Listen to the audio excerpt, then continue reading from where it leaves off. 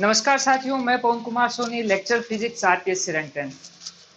कल हमने विद्युत क्षेत्र की तीव्रता पढ़ी थी बिंदु आवेश के कारण। इसके बाद में जो हमारा अगला पॉइंट है वो आवेशों के निकाय के कारण विद्युत क्षेत्र की तीव्रता है। एक हमने इससे पहले भी पढ़ा था कि आवेशों के निकाय के कारण बल या अध्यारोपण का सिद्धांत बिल्कुल वैसा का वैसा हूबहू उसी तरीके से हमें आवेशों के निकाय के लिए और विद्युत क्षेत्र की तीव्रता का फॉर्मूला लिखना है। इसमें कोई भी चीज नहीं होगा, बल के स्थान पर केवल विद्युत क्षेत्र की तीव्रता आ जाएगी। तो मैं एक बार आपको केवल बता देता हूं, ई टोटल बराबर हो जाएगा E1 plus E2 plus E3 dash dash dash plus En। सबको जोड़ना है। पहले आवेश के कारण K Q1 बटा R01 स्क्वायर R01 कैप, उसके बाद में K Q2 बटा R02 स्क्वायर R02 कैप। इस तरीके से सबको हमें जोड़ना है, बस इतना ही काम करना है। तो आवेशों के निकाय के कारण हमारे पास कुल विद्युत क्षेत्र की तीव्रता आ जाएगी। जैसा का जैसा बल है बिल्कुल वैसी की वैसी विद्युत क्षेत्र की तीव्रता आएगी। कोई भी परिवर्तन नहीं होगा किसी भी प्रकार का। जहां बल आ रहा है, कूलाम बल आ रहा है, उसको हटाना है और उसकी जगह आपको विद्युत क्षेत्र की तीव्रता रखना है, बस। और कोई चेंज नहीं करना है। बाकी आपका जो फॉर्मूला चल रहा है वो चलता जाएगा। बल के लिए हम फॉर्मूला रखते थे K Q1 Q2 बटा में R स्क्वायर, जबकि विद्युत क्षेत्र की तीव्रता के लिए हम फॉर्मूला रख देंगे KQ बटा R स्क्वायर। और इस प्रकार से हम जोड़ लेंगे जैसे बल को जोड़ा था, बस। तो इसे हम छोड़ देते हैं, ये हम पहले पढ़ चुके हैं। नेक्स्ट अगला जो पॉइंट है हमारा वो पॉइंट है विद्युत क्षेत्र या फिर विद्युत बल रेखाएं। एक नाम को मैं काट देता हूं यहां पर, ये लो। वास्तव में जो हमारे पास रेखाएं होती है वो विद्युत क्षेत्र रेखाएं होती है, बल रेखाएं नहीं होती है। क्यों नहीं होती है इसकी भी बात हम करेंगे। चलिए, ये हमारे पास एक आवेश है, बिंदुवत आवेश है। सुविधा के लिए अभी हम मान लेते हैं कि हमारा धनावेश है, तो प्लस Q। आवेश के चारों ओर एक निश्चित क्षेत्र होता है जिसे हम कहते हैं विद्युत क्षेत्र। तो इस आवेश के चारों ओर ये हमारा हो गया विद्युत क्षेत्र। हेलो, हाँ सर, मैं आधे घंटे में आता हूं। Okay sir.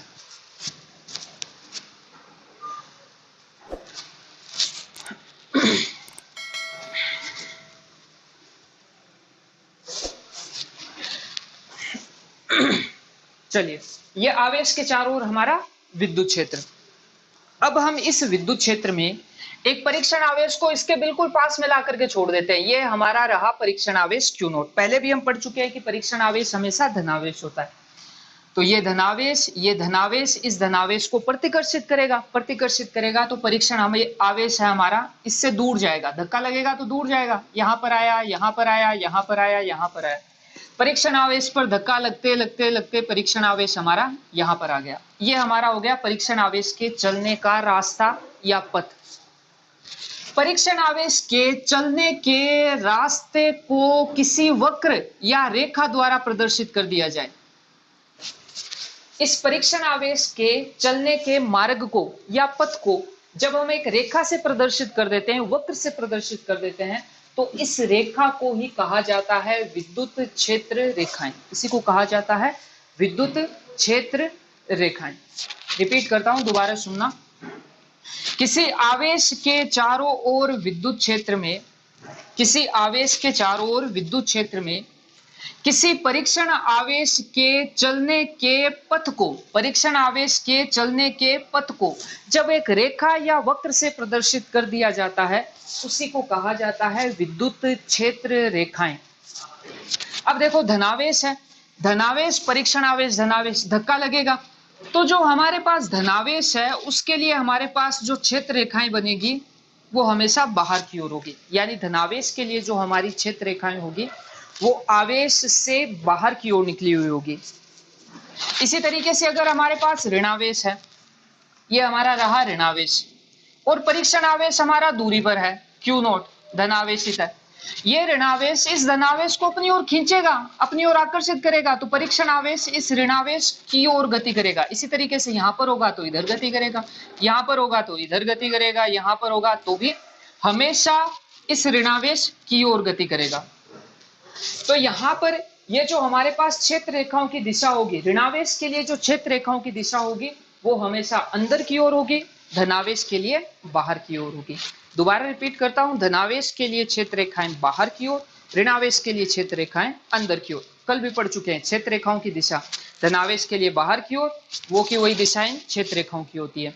इसी प्रकार से ऋणावेश के लिए विद्युत क्षेत्र की तीव्रता की दिशा अंदर की ओर होती है, वही हमारी विद्युत क्षेत्र रेखाओं की दिशा होती है। अब हम पढ़ते हैं कि इनके गुणधर्म क्या क्या है।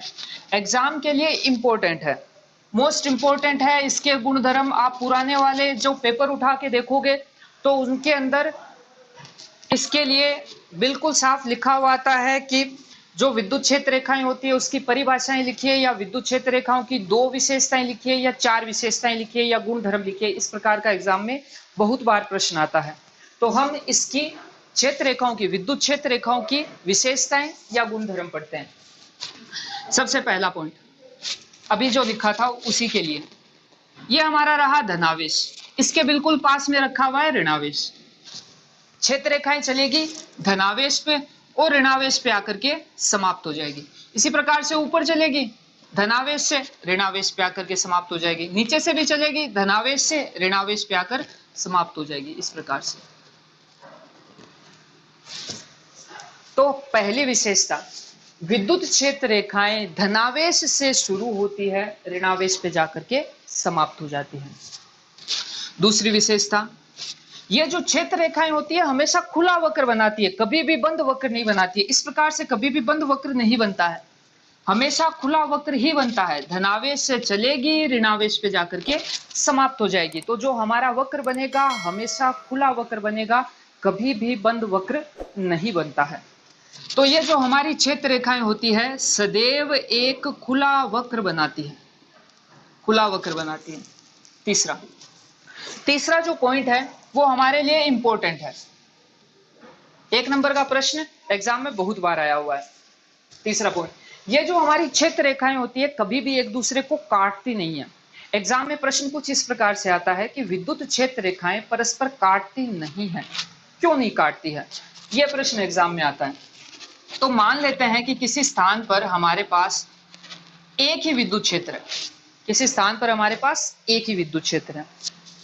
अभी हम मान करके चलते हैं कि किसी बिंदु पर क्षेत्र रेखाएं काट रही है, ये हमने मान लिया। अभी हमने मान लिया कि किसी बिंदु पर ये जो हमारे पास विद्युत क्षेत्र है इसकी क्षेत्र रेखाएं काट रही है। मान करके चल रहे हैं कि हमारे पास क्षेत्र में विद्युत क्षेत्र रेखाएं एक दिशा के अंदर है, और उसी के अंदर हम ये भी मानकर चल रहे हैं कि किसी बिंदु पर हमारी क्षेत्र रेखाएं काट रही है। अब एक बार इस बिंदु की ओर देखो जहां पर हमारे पास क्षेत्र रेखाएं काट रही है। इस बिंदु पर एक तो विद्युत क्षेत्र की तीव्रता की दिशा यहां पर होगी, एक हमारे पास विद्युत क्षेत्र की तीव्रता की दिशा यहां पर होगी। यानी यहां पर इस बिंदु पर हमारे पास 2 दिशाएं हो रही है, विद्युत क्षेत्र की 2 दिशाएं हो रही है, जो कभी भी संभव नहीं है। एक बिंदु पर विद्युत क्षेत्र की एक ही दिशा होती है, 2 दिशा कभी नहीं होती है।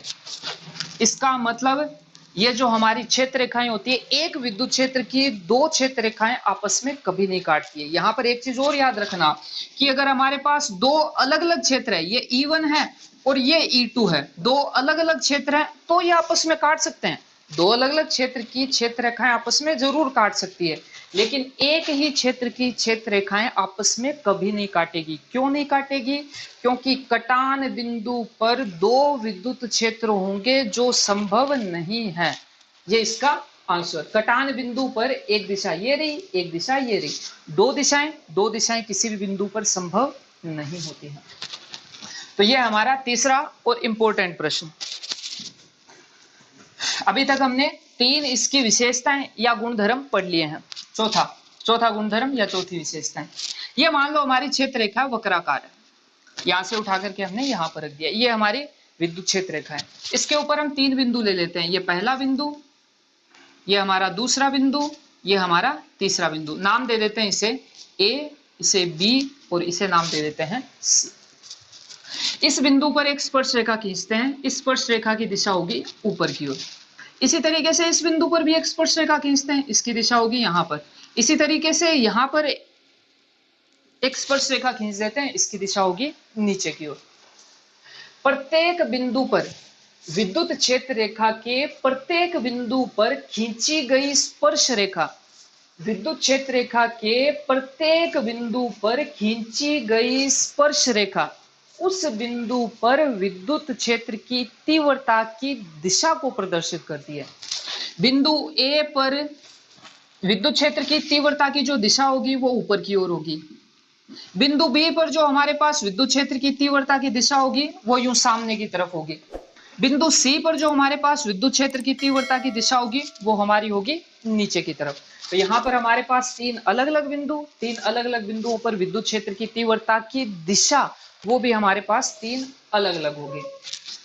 रिपीट करता हूं चौथे वाले पॉइंट को कि विद्युत क्षेत्र रेखा के किसी भी बिंदु पर खींची गई स्पर्श रेखा उस बिंदु पर विद्युत क्षेत्र की तीव्रता की दिशा को प्रदर्शित करेगी, दिशा को प्रदर्शित करेगी, स्पर्श रेखा दिशा को प्रदर्शित करेगी। तो ये हमारे यहां पर हो गए 4 पॉइंट। पांचवा पॉइंट या पांचवा गुणधर्म, दो अलग अलग प्रकार के चित्र बना रहा हूं। ये पहला चित्र और ये हमारे पास दूसरा चित्र। पहले क्षेत्र की बात करते हैं। यहां पर हमारे पास जो क्षेत्र रेखाएं वो समांतरित है और उनके बीच की जो दूरी है वो भी हमारी बराबर है। तो जब विद्युत क्षेत्र रेखाएं एक ही दिशा में है, समांतर है, उनके मध्य दूरी बराबर है, तो ऐसी स्थिति में जो हमारा विद्युत क्षेत्र होता है उसको कहा जाता है समरूप विद्युत क्षेत्र। इसे कहा जाएगा समरूप विद्युत क्षेत्र।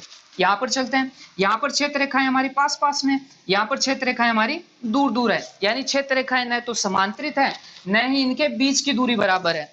तो ऐसा जो विद्युत क्षेत्र होता है उसे कहा जाता है असमरूप विद्युत क्षेत्र। क्षेत्र रेखाएं समांतरित, उनके बीच की दूरी बराबर, तो ऐसा क्षेत्र तो हमारा हो जाएगा समरूप विद्युत क्षेत्र। और जहां पर क्षेत्र रेखाएं समांतरित नहीं है, उनके बीच की दूरी बराबर नहीं है, ऐसा विद्युत क्षेत्र हो जाएगा हमारा असमरूप विद्युत क्षेत्र। इन्हीं लाइनों को मैं दोबारा बनाता हूं।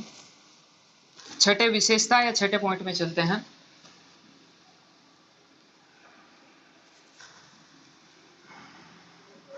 दो अलग अलग स्थान लेते हैं। एक तो यहां पर ले लेते हैं, बिंदु ले लेते हैं, चलो सुविधा के लिए। ये पहला बिंदु ए, यहां पर हमारा अगला बिंदु ले लेते हैं बी। पहले बिंदु के लिए जो हमारे पास विद्युत क्षेत्र रेखाएं होगी वो बिल्कुल पास पास में। दूसरे बिंदु के लिए हमारी जो क्षेत्र रेखाएं वो दूरी पर है। तो जहां क्षेत्र रेखाएं बिल्कुल पास पास में होती है वहां पर हमारा जो विद्युत क्षेत्र होता है वो प्रबल होता है, बहुत तेज होता है, प्रबल होता है। बल भी ज्यादा लगेगा अगर यहाँ पर कोई आवेश होगा तो। जहां पर हमारी क्षेत्र रेखाएं दूर दूर हो जाती है वहां पर हमारे पास जो विद्युत क्षेत्र होता है उसकी प्रबलता घट जाती है, यानी जो हमारा विद्युत क्षेत्र है वो दुर्बल हो जाता है। यहाँ पर अगर कोई आवेश आएगा तो उस पर जो कूलाम बल लगेगा वो भी हमारा कम लगेगा। तो ये हमारे पास छठा पॉइंट, जहां पर क्षेत्र रेखाएं पास पास वहां पर तो प्रबल विद्युत क्षेत्र होगा, जहां पर हमारी क्षेत्र रेखाएं दूर दूर हो जाती है वहां पर हमारे जो विद्युत क्षेत्र की तीव्रता है वो हमारी दुर्बल हो जाती है। तो ये हमारे हो गए 6 पॉइंट। नेक्स्ट अगले पॉइंट में चलते हैं, 7वां पॉइंट। चलो, यहां पर हमारे पास धनावेश है, यहां पर हमारे पास ऋणावेश है। धनावेश ऋणावेश विजातीय है, एक दूसरे के विपरीत प्रकृति के आकर्षित करेंगे, आकर्षित करेंगे। ये हमारे पास क्षेत्र रेखा धनावेश से शुरू होकर ऋणावेश में। अगर यहां से कोई क्षेत्र रेखा जाएगी तो वो इस प्रकार से वक्राकार हो जाएगी, यहां से कोई रेखा जाएगी तो वो भी हमारी वक्राकार हो जाएगी। परंतु इन क्षेत्र रेखाओं पर कूलाम बल लगेगा, कूलाम बल लगेगा, आकर्षण प्रकृति का लगेगा, आकर्षण प्रकृति का लगेगा तो इस रेखा को अपनी तरफ पकड़ के खींचेगा, यानी जो क्षेत्र रेखा होगी वो संकुचित होगी। तो जब हमारी क्षेत्र रेखाएं लंबाई की दिशा में संकुचित होती है तो ऐसी स्थिति में जो विद्युत क्षेत्र होता है, ऐसी स्थिति के अंदर विद्युत क्षेत्र होता है वो आकर्षण प्रकृति का होता है।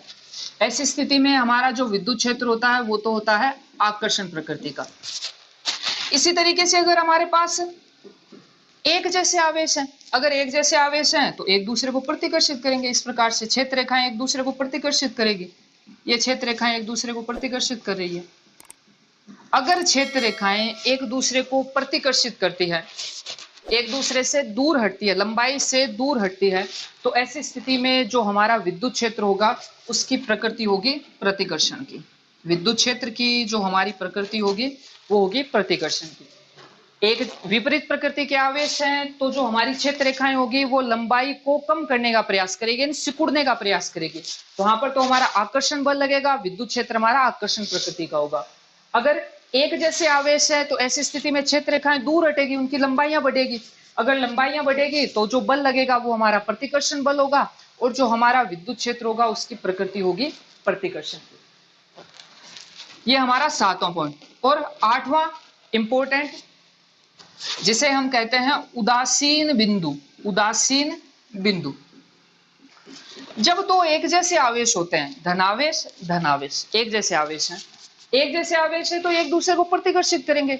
जब एक दूसरे को प्रतिकर्षित करेंगे तो ऐसी स्थिति में जो क्षेत्र रेखाएं होगी वो दूर हटेगी।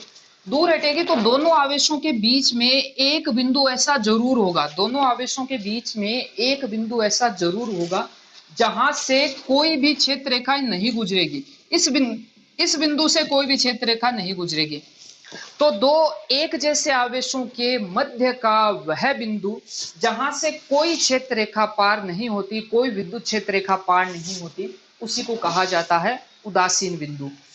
ऐसा क्यों होता है? इस धनावेश के कारण यहाँ पर जो विद्युत क्षेत्र उत्पन्न होता है, इस धनावेश के कारण यहाँ पर जो विद्युत क्षेत्र होता है वो एक दूसरे के विपरीत दिशा में होते हैं।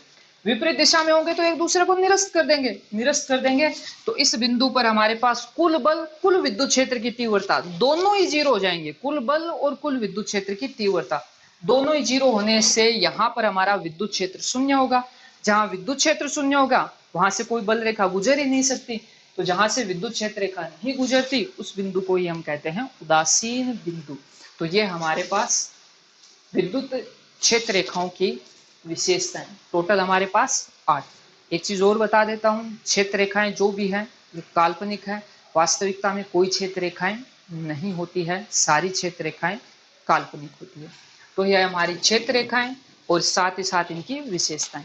थोड़ा सा एक और बता देता हूं, बल क्षेत्र इसलिए नहीं, विद्युत बल रेखाएं इसलिए नहीं कहा जाता क्योंकि एकांक धनात्मक परीक्षण आवेश का अस्तित्व नहीं होता है, अस्तित्व नहीं होता है, इसीलिए क्षेत्र रेखाएं कहा जाता है, कभी भी बल रेखा नहीं कहा जाता है।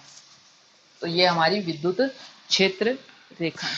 चलिए नेक्स्ट बिंदु है हमारा विद्युत द्विध्रुव एवं द्विध्रुव आघूर्ण। विद्युत द्विध्रुव आघूर्ण जिसे हम स्मॉल p से लिखते हैं। सबसे पहले इसकी बात करते हैं, विद्युत द्विध्रुव क्या होता है। दो आवेश है हमारे पास, ये दो आवेश बिंदुगत आवेश, एक हमारा है +q और एक है हमारा -q, और इन दोनों आवेशों के बीच की कुछ निश्चित दूरी है। ये दोनों आवेशों के बीच की कुछ निश्चित दूरी, नाम दे देते हैं कुछ भी 2a। तो दो आवेशों का ऐसा जोड़ा, दो आवेशों का ऐसा जोड़ा जिनका परिमाण बराबर है, परिमाण का मतलब यहां पर अगर q आवेश है तो यहां पर भी q आवेश होगा। दो आवेशों का ऐसा जोड़ा जिनका परिमाण बराबर परंतु विपरीत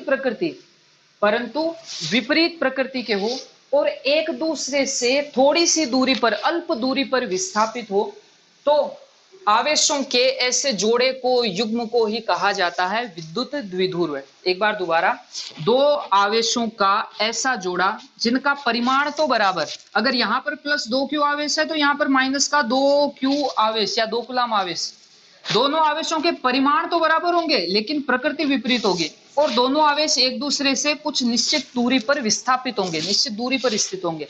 तो आवेशों के ऐसे युग्म को ही कहा जाता है विद्युत द्विध्रुव। दो आवेशों का ऐसा जोड़ा जो परिमाण में बराबर लेकिन विपरीत प्रकृति के हो और एक दूसरे से अल्प दूरी पर विस्थापित हो, तो आवेशों के ऐसे युग्म को, जोड़े को ही विद्युत द्विध्रुव कहा जाता है।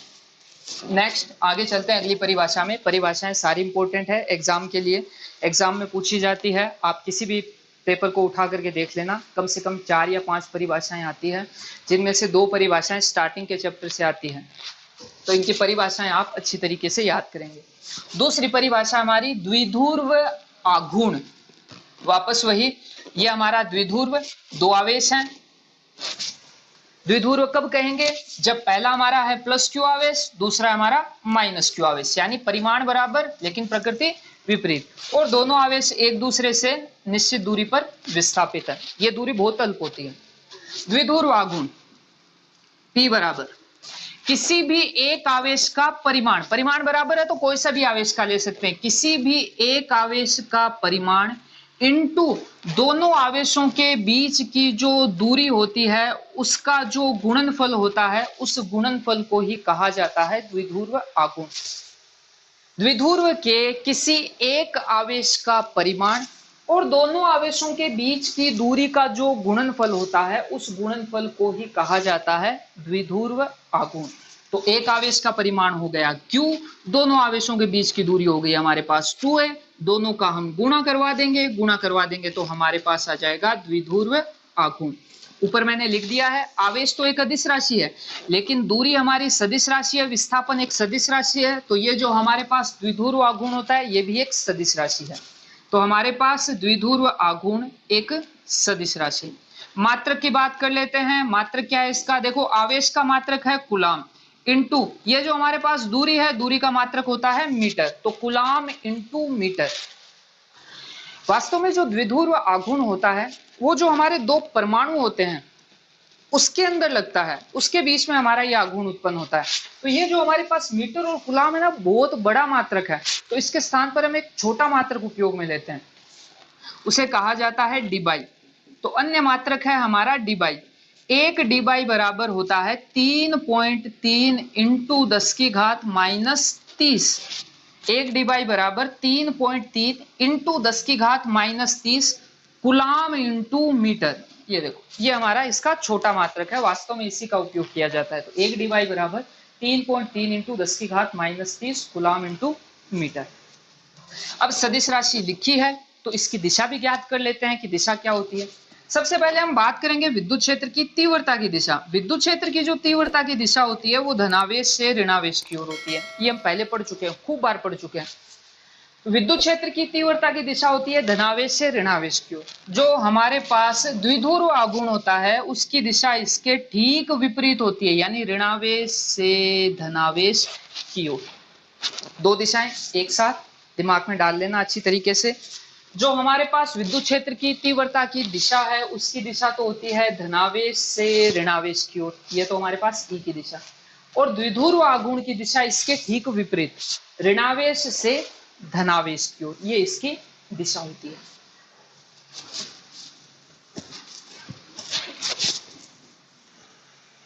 अब हमारे पास इस द्विध्रुव के लिए हमें विद्युत क्षेत्र की तीव्रता ज्ञात करनी है। तो यहां पर हम तीव्रता दो अलग अलग स्थितियों में ज्ञात करेंगे, एक तो अक्षीय स्थिति में ज्ञात करेंगे, एक हम ज्ञात करेंगे निरक्षीय स्थिति में। तो सबसे पहले देखते हैं कि अक्ष कहा किसे जाता है और निरक्ष किसे कहा जाता है। द्विध्रुव के अंदर ये हमारा प्लस क्यू आवेश, ये हमारा माइनस क्यू आवेश, दोनों आवेशों को मिला दिया।